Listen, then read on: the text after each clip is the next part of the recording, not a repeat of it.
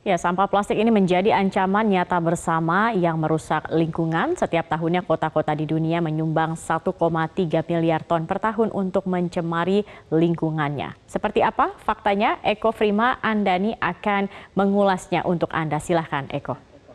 Ya, Zakia benar sekali. Setiap tahunnya kota-kota di dunia menghasilkan sampah plastik 1,3 miliar ton per tahun.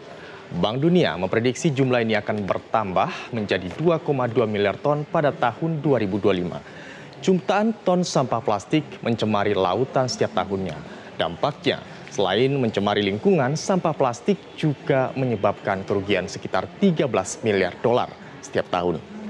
Mulai dari kerusakan ekosistem laut hingga wisata alam. Ironisnya lagi, Indonesia menjadi negara dengan nomor 2 terbesar di dunia penyumbang sampah plastik. Benarkah demikian? Mari kita cek faktanya berikut ini. Ini adalah data yang dirilis oleh salah seorang peneliti yang bernama Jena Erjambek. Peneliti Universitas Georgia dalam risetnya mengenai sampah plastik di lautan menempatkan Indonesia di posisi kedua dari 192 negara penyumbang sampah plastik di lautan. Dari penelitian dirilisnya ini, pada tahun 2015 lalu ini terlihat Indonesia menempati urutan kedua setelah yang pertama ada Tiongkok dengan menyumbang sampah plastik dunia senilai 8,81 juta metrik ton per tahun. Kemudian Indonesia ada di urutan kedua yakni 3,21 juta metrik ton per tahun. Kemudian disusul Filipina, Vietnam, dan juga Sri Lanka. Ini artinya ada 187,2 juta ton sampah yang dibuang ke laut Indonesia setiap tahunnya. 57% sampah di laut Indonesia ialah plastik, atau 46.000 sampah plastik mengapung di setiap mil persegi laut Indonesia. Kementerian Lingkungan Hidup pun menyatakan 75% laut kita sangat tercemar. Lalu, dari mana sumber sampah ini berasal? Dari data yang kami himpun dari Kementerian Lingkungan Hidup, rumah tangga menempati urutan pertama sebagai penyumbang faktor sampah di Indonesia, yakni jumlahnya mencapai 48%. Kemudian disusul oleh pasar tradisional yakni 24%, dan juga disusul oleh jalan 7,5%. Kemudian ada dari sumber kawasan komersial 9%, sekolah 4%, dan juga kantor 6%, dan juga lainnya 6,5%. Pengelolaan sampah yang buruk menjadi faktor utama. Ujung-ujungnya, sampah akan bermuara ke laut atau terendap bertahun-tahun di dalam tanah. Sampah plastik bukan hanya persoalan Indonesia saja, tapi juga dunia. Lalu, apa dampaknya? Sampah plastik membawa dampak negatif bagi lingkungan dan kehidupan kita di dunia. Beberapa foto yang sempat viral ini bukanlah sebuah candaan atau rekayasa belaka.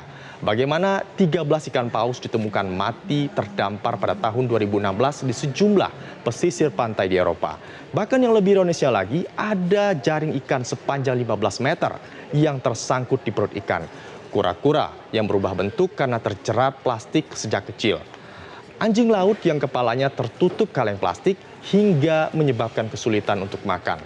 Penyu laut yang juga memakan sampah plastik karena dikira ubur-ubur, dan singa laut yang terjerat jaring nelayan. Selain berdampak kepada hewan, kantong plastik dapat mengganggu jalur air yang terserap ke dalam tanah. Kemudian juga ironisnya lagi sekaligus juga mengganggu kesuburan tanah. Racun dari partikel plastik pun dapat membunuh hewan dan yang mengurai seperti cacing, dan juga ini sangat ironis dan miris. Kita lihat grafis selanjutnya.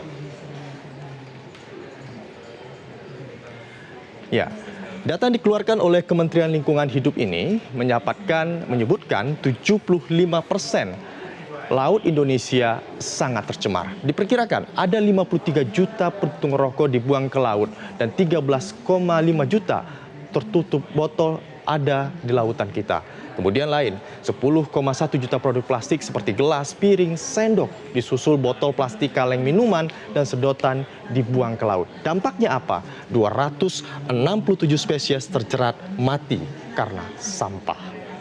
Tentu ini menjadi PR kita bersama. Sampah plastik juga mengganggu rantai makanan, mencemari tanah, kadar air laut pun juga meningkat. Lalu, apa yang kita bisa perbuat dengan adanya dampak ini? Ada beberapa upaya pencegahan. Yang pertama, mulai dari diri sendiri untuk bijak dan bertanggung jawab menggunakan barang-barang plastik. Menggunakan tas belanja sendiri ketika ke pasar, tidak menggunakan sedotan plastik, membawa botol minuman sendiri. Juga halnya dengan pemerintah daerah mengeluarkan perda pelarangan pasar dan toko retail menggunakan kantong plastik. Dan kemudian juga adalah bagaimanapun kantong plastik adalah pernyataan Perda, pengeluaran Perda adalah salah satu cara yang nyata. Provinsi Bali sudah menjadi pionirnya, ataupun kalau terpaksa menggunakan kantung plastik, bijaklah dengan tidak membuang sampah sembarangan. Daur ulang sampah plastik dan memberikan banyak alat pembakaran sampah adalah solusi lainnya. Karena faktanya, sampah plastik membutuhkan waktu 50 hingga 600 tahun lamanya untuk bisa terurai. Dan intinya adalah, sampah plastik tidak sama dengan operasi plastik.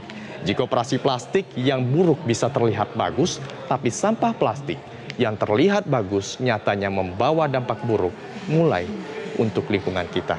Untuk itu, mulailah dari diri sendiri. Demikian, Zakia. Ya, Eko, setuju sekali. Memang ini bukan hanya tanggung jawab pemerintah, tetapi juga tanggung jawab kita sebagai masyarakat. Semoga kedepannya kita terus akan tumbuh kesadaran untuk bisa mengurangi sampah plastik. Terima kasih atas ulasannya.